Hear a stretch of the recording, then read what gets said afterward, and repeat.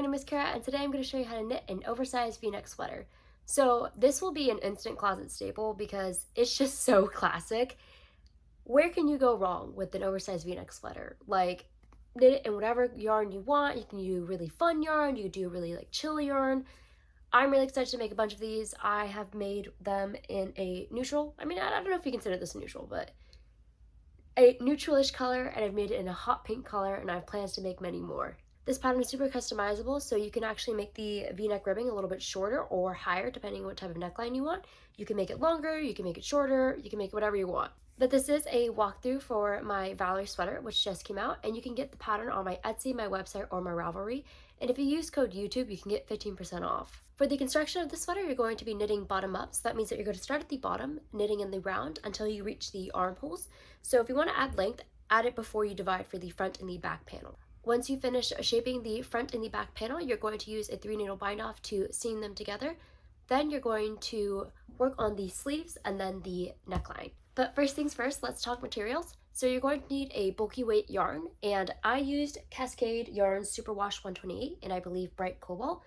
I used about 4.5 skeins of this one, and it's about a medium. But because this yarn's a little bit thinner than the one that I originally designed it for, it's about 100 grams for 120 meters instead of 100 grams for 100 meters. It comes out a little bit smaller than the intention, so kind of fits somewhere between a small and a medium. But I do really like working with this yarn, so if you're considering it, just keep that in mind that it might turn out a little bit smaller than the given dimensions. And besides the yarn, you're also going to need 6.5 and 8mm circular needles, and they do need to be circular because you're knitting in the round. And you're also going to need a tapestry needle. For the first step of our sweater, we are going to cast on, and I like to use a cable cast on here just because I don't really need a stretchy edge here. And you're going to use your 6.5mm needles because using smaller needles with your ribbing will actually make sure that your ribbing is neater.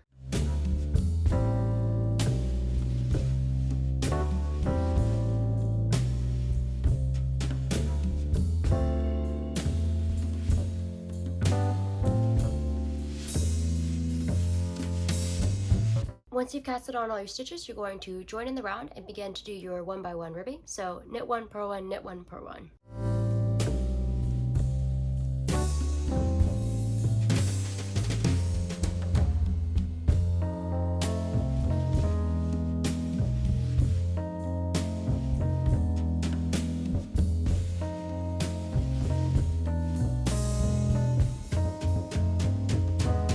Once you finish the ribbing, you're going to switch to your 8mm needles and you're going to be adding length to the body of your sweater.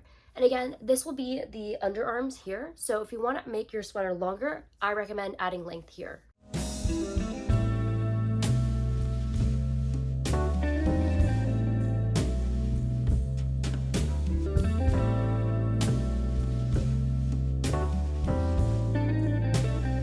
Once you finish adding length, you're going to cast off for the underarm. So you're going to cast off for the underarm, knit the stitches for the back panel, then cast off for the underarm, and then knit the stitches for the front panel.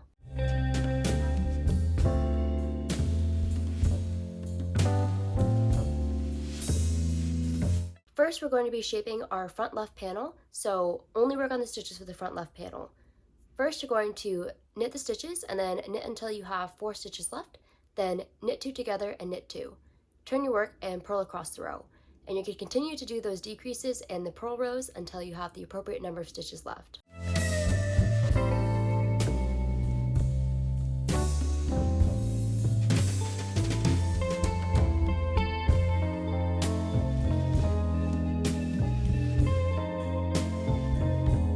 To work on the front right panel, you're going to reattach your yarn to the side that's closer to the center, and you're going to knit 2, then slip, slip, knit 2 together, then knit across the row, turn your work, and then purl across the row.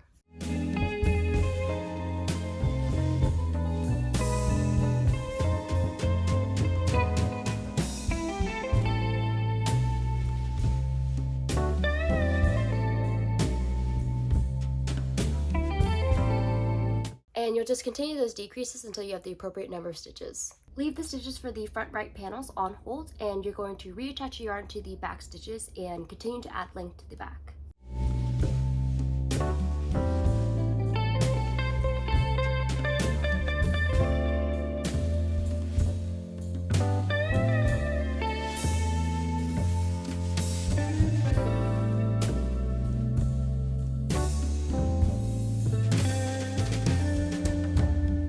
Once your back panel is long enough, you're going to shape the back neckline. So you're going to knit the stitches for the back shoulder, cast off the stitches in the middle, then knit the stitches for the other shoulder.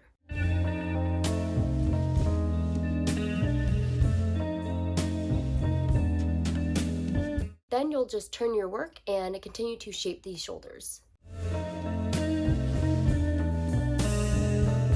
Now we're going to seam the shoulders together using 3-needle bindoff. So place the stitches for the front right shoulder and the back right shoulder onto a set of needles.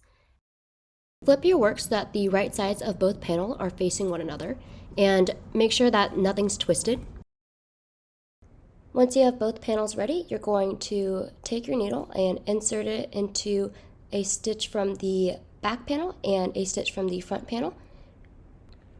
So take another needle and insert into the back panel and then the front panel.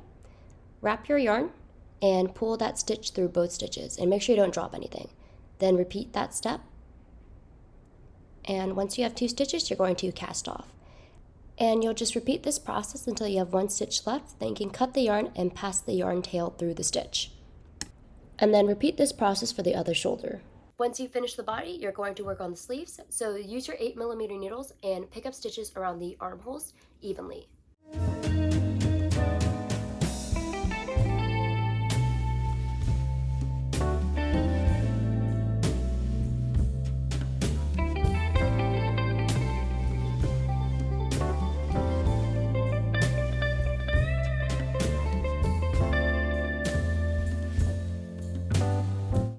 Once you've picked up the stitches, place a stitch marker and begin to knit in the round.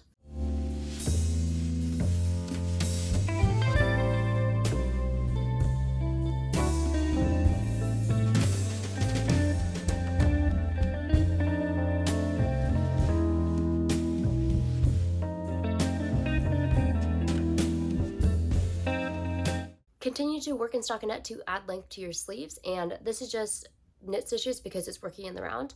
And I recommend trying on the sweater as you go just to see how long you want the sleeves to be, accounting for about 2 inches for the ribbing.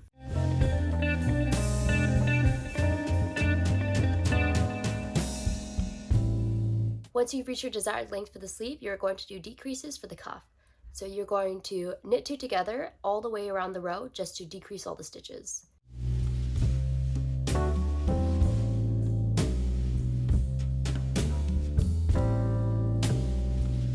Once you finish the decreases, you're going to switch to your 6.5mm needles and begin your 1x1 ribbing. So knit 1, purl 1, knit 1, purl 1.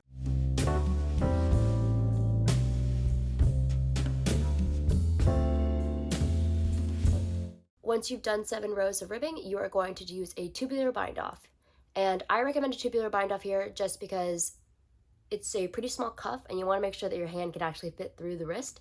But you can also use other elastic bindoffs if you want. For a tubular bindoff, you're going to take a locking stitch marker and mark the first 2 stitches. And you could also use a scrap yarn here, just whatever you need to hold on to those first 2 stitches.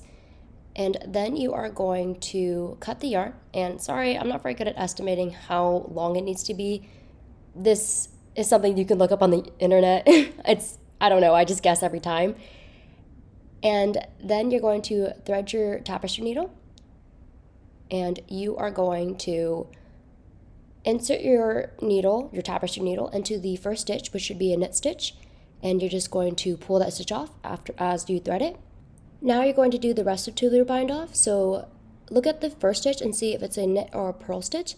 If it's a purl stitch, you're going to insert your needle purlwise through the front, through the second stitch, and thread your needle through, and then you're going to insert your needle into the first stitch again as if to purl through the front, and then pull it off the stitch as you thread it through. Then if it's a knit stitch, you're going to insert through the back, and then you're going to thread the yarn through the second stitch through the front, and then you're going to insert your needle through the first stitch and pull it through as if to knit.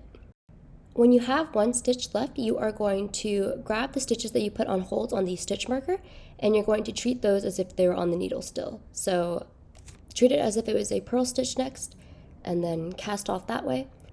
And then you're going to tubularly bind off the first stitch. And I know that was pretty fast, but definitely slow it down or rewatch it. And there are a few other videos on YouTube on how to do a tubular bind off. And there are also different options for an elastic bind off as well. But once you've casted off that last first stitch, you can take out your stitch marker and you can just weave in your ends. Repeat the same thing for the other sleeve, and once you finish both sleeves, you're going to start with the neckline ribbing. First, pick up stitches evenly along the neckline, and once you've done that, make sure you place a stitch marker at the beginning of the round, and also make sure that you're picking up an even number of stitches. When it comes to the front panels, I recommend picking up stitches somewhere along the 2 columns that you left on the edge stitches.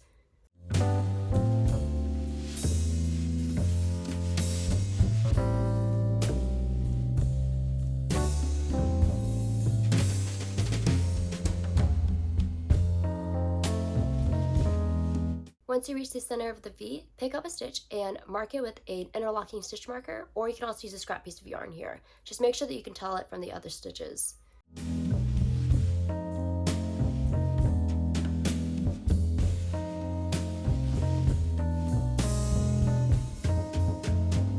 Once you've picked up all the stitches for your very first row of neckline ribbing, you're just going to work regular 1x1 ribbing. So knit 1, purl 1, knit 1, purl 1.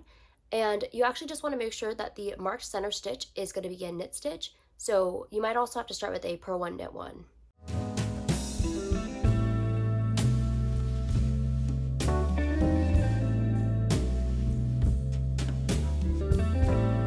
After your first row of ribbing, work the next row normally until you reach 1 stitch before the marked center stitch.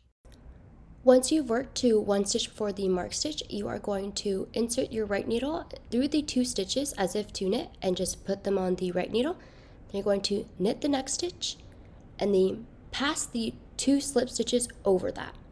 And you are going to have a new marked center stitch.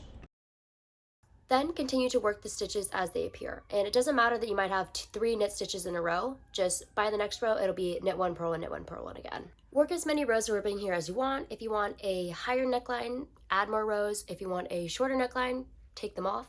Whatever it is, on the last row, just cast off loosely in pattern.